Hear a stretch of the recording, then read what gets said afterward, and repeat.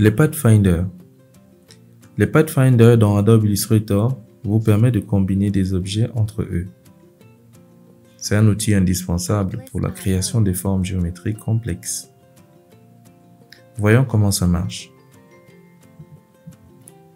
Pour afficher le panneau des Pathfinder, vous allez venir dans le menu Fenêtre. Vous allez chercher Pathfinder et vous allez l'ouvrir tout simplement.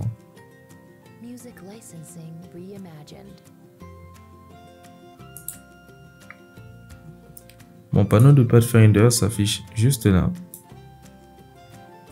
Maintenant, pour voir comment les Pathfinder fonctionnent, nous allons utiliser des formes géométriques. Je vais donc revenir sur mon outil rectangle.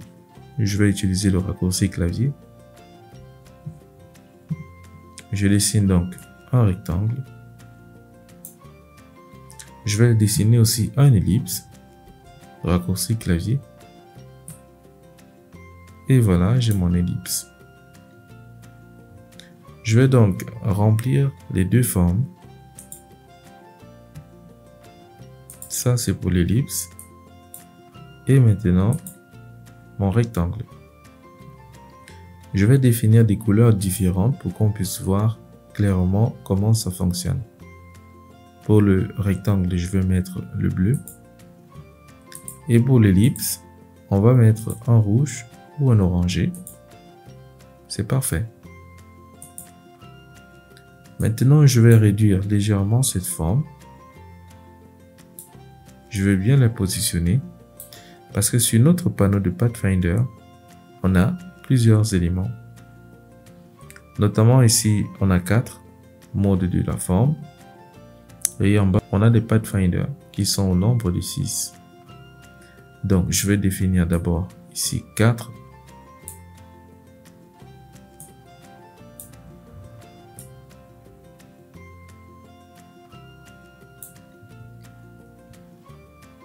Je vais les dupliquer vers le bas.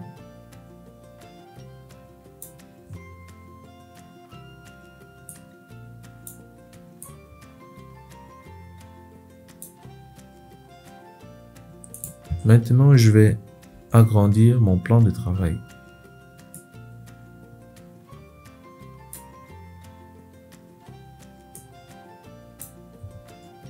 C'est parfait. Je les sélectionne, j'ajuste la position et on va commencer notre travail. On va commencer avec les deux premières formes. On va utiliser le premier Pathfinder. Il s'appelle Réunion. Je sélectionne les deux formes et je vais appliquer Réunion. Il a uni les deux formes. Je vais sélectionner les deuxièmes formes. Je sélectionne les deuxièmes formes et on va appliquer cet autre Pathfinder, la soustraction.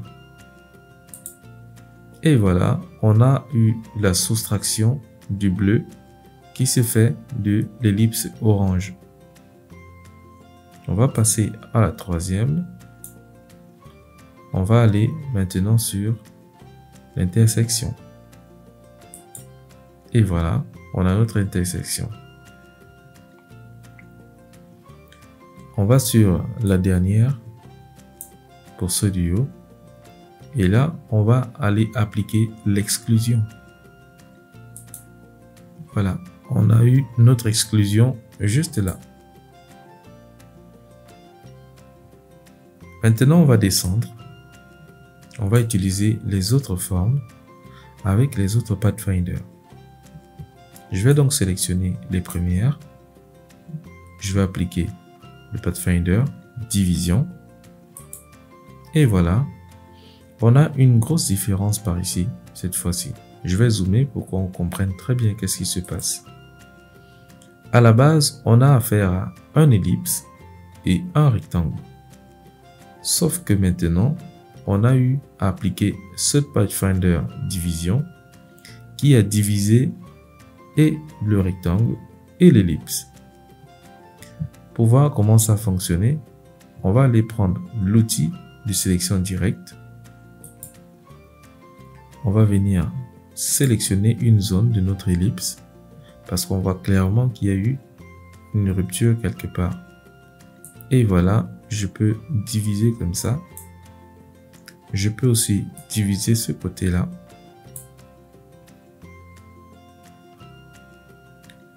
Maintenant, on va aller avec la forme suivante. Je reprends mon outil de sélection. Je sélectionne les deux formes.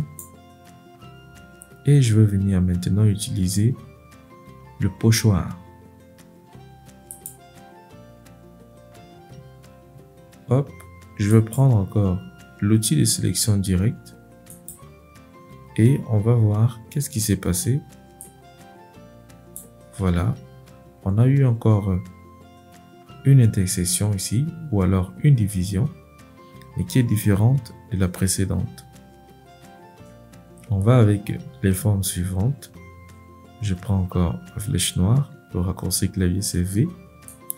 Je sélectionne les deux formes.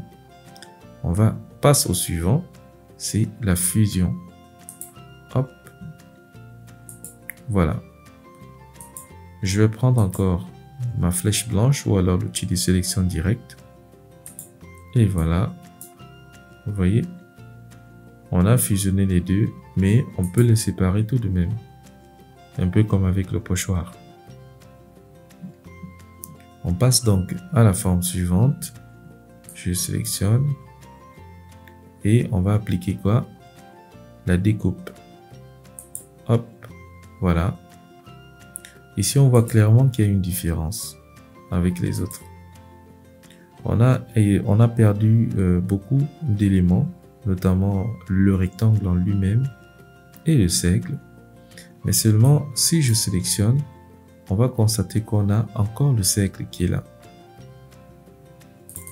Je fais un double-clic. En double-cliquant, on se retrouve avec uniquement cette partie.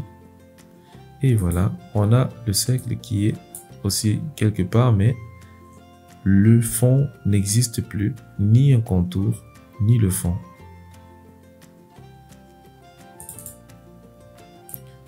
On passe à la forme suivante. On sélectionne. Et maintenant, je vais appliquer les contours. Je vais zoomer un peu plus. Nos fonds ont complètement disparu et ils se sont transformés en contours. Si je prends l'outil de sélection directe, on aura quelques petits soucis. Je vais donc utiliser ma flèche noire ou alors l'outil de sélection. Je double-clique et je pourrai directement entrer dans le symbole et sélectionner élément par élément. Donc là, on a cet autre élément à part. On a celui-là à part. On a encore aussi celui-là à part. Et enfin, nos dernières formes, je les sélectionne. Et on va appliquer ici la soustraction avant-arrière. Voilà. Maintenant, on a terminé avec nos Pathfinder. Je vous invite à faire des tests, tous les tests possibles pour réussir à comprendre comment ça fonctionne. Vous pourrez utiliser le cercle à défaut du rectangle et l'ellipse que j'ai utilisé. Notamment, vous pouvez faire des tests avec du triangle et un rectangle, ou alors un triangle avec un ellipse, ou encore toute autre forme de votre choix.